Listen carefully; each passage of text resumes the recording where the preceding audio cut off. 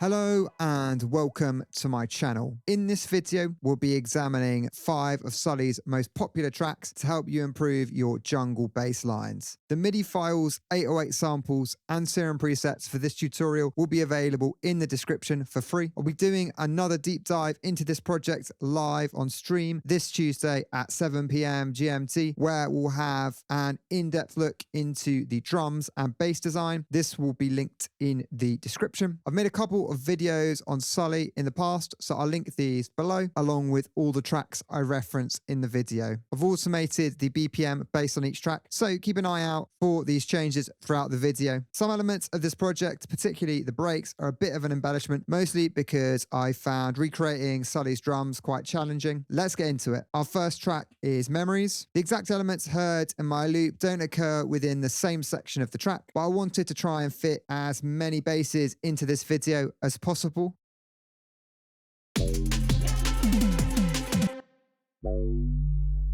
We have these 3 basses to start.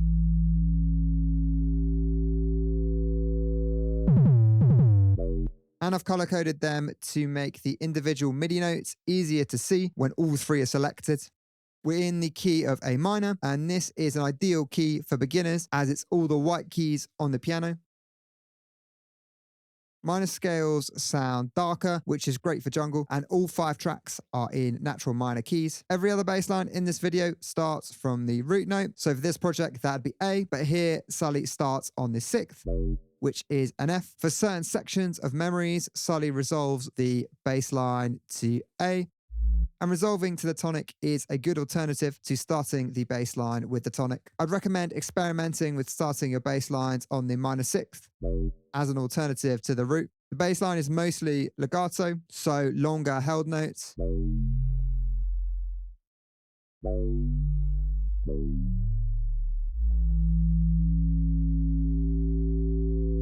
But this contrasts with the staccato 808 at the end of the phrase.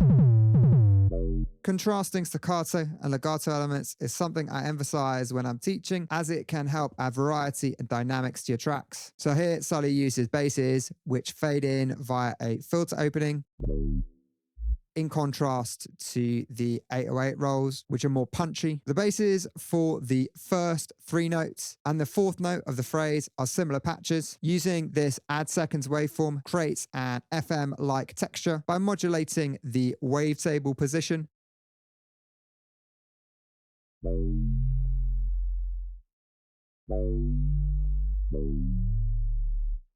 These patches are types of warper basses heard throughout UK bass music.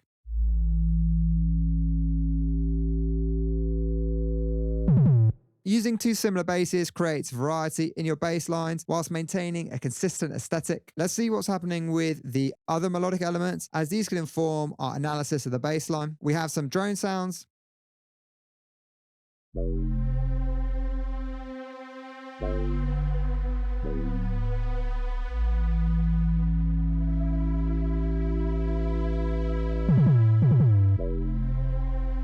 And the notes being played here harmonize with the bass line. This is quite simple theoretically, but creating harmonies can yield more emotionally effective results than having your melodic elements follow your bass line note for note, especially if you're not using chords. So these 2 drones are 2 different sounds layered, and they're playing identical patterns. I also transcribed the donk bass from elsewhere in the track.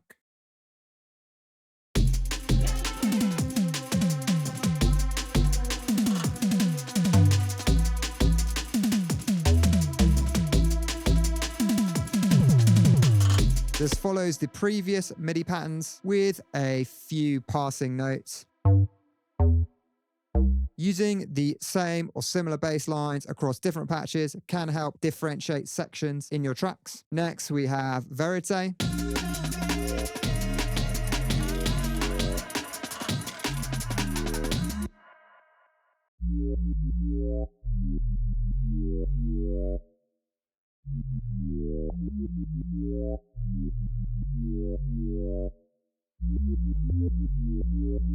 The grid is on 8 notes, and this is the smallest note division for this bass line. We're in the key of A sharp minor, and Verite's bass line is quite hectic, although we're only using one patch this time. This first phrase, this variation, and the ending phrase are iterations upon one idea, increasing in complexity through the addition of more and more notes across an increasing melodic range. The final variation during bar 8 is so different from the first phrase that when the project loops back, these feel like two unique ideas.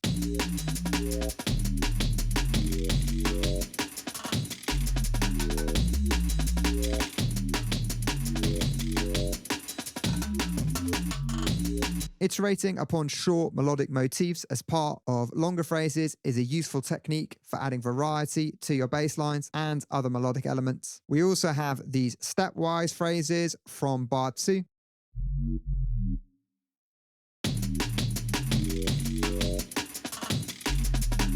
Here, Sully varies the rhythms, note lengths, and uses different spacings. In doing so, Sully is getting the most he can out of 3 notes playing an ascending and descending pattern. This technique can help you imbue a boring or generic pattern with bounce and syncopation. Don't be afraid of using the same note multiple times in a row, as Sully does with the D sharps during bar 6.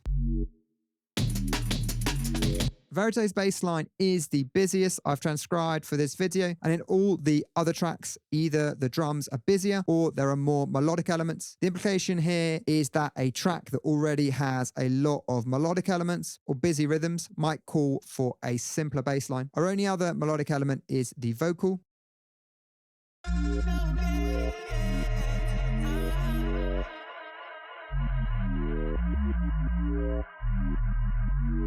Remember, these are just guidelines. In contrast to Verite, Crystal Cuts has a simple bass line.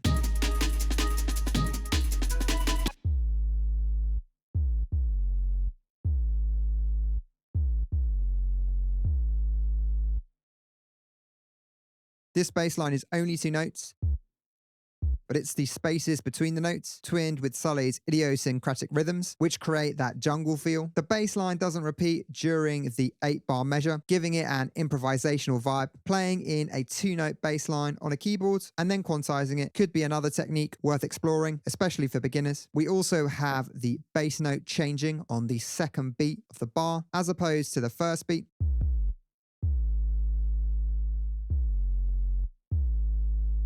Which is an unexpected way of syncopating bass notes. These techniques are similar to what Sully does with the stepwise pattern in Verite, where he adds complexity using only a few notes by changing the lengths of the individual notes and the amount of space between them. Characteristically of Sully, we still have that contrast between staccato and legato.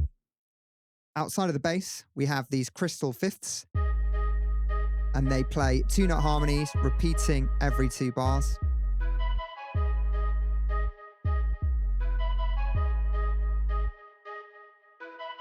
These notes are arranged in fifths, simple harmonies, and not even chords. They create a neutral feel in comparison to minor triads.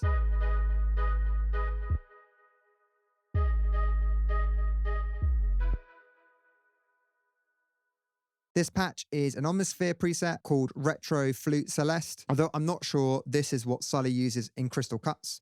There's another note added by this choir, which along with the fifths emphasizes D sharp.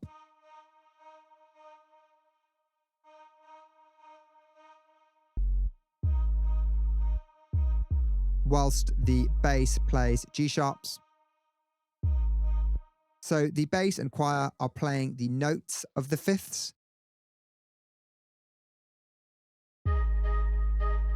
Although this is only for the first bar of the phrase, and then right at the beginning of the second bar. Next up, we have Xtan. This is another simple bass line. In a sense, it's even simpler than our example from Crystal Cuts.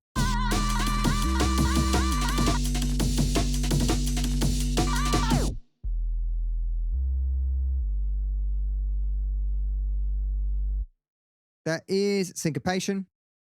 The E is a dotted half note, but the bass line is entirely legato. We're in the key of E minor. We have a melodic leap of more than a fifth from E to C, and then back down to G, with all notes separated by at least a third. Large melodic leaps can feel quite dramatic, but you need to be cognizant of the difference between the weight of subnotes when using this technique to write bass lines. This note says E2, but it's actually E1, and then this would be a C3. This is why E minor is another good key for bass music, because you can go quite far up the scale whilst the notes retain weight. We have the change at bar 5, where the bass goes from a hollow mid-range tone to a sine sub.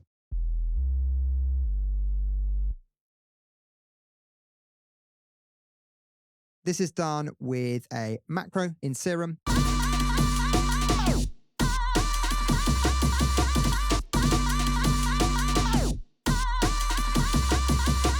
Here, the macro is modulating the FM from B amount of oscillator A, and the FM is what's creating the hollow tonality. But you could easily do this with a filter by filtering out the higher frequencies. We also have this vocal,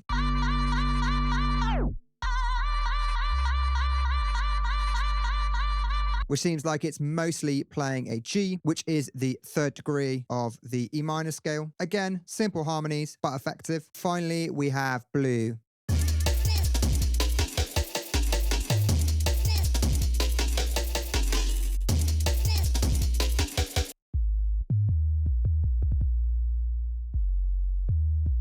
We're in D sharp minor, and this is one of Sully's busier bass lines. We have these staccato A sharp notes, which contrast with the longer notes at the end of the phrase. You could emulate this approach when writing your bass lines with busier patterns early on in the phrase, which give way to longer notes, like a call and response.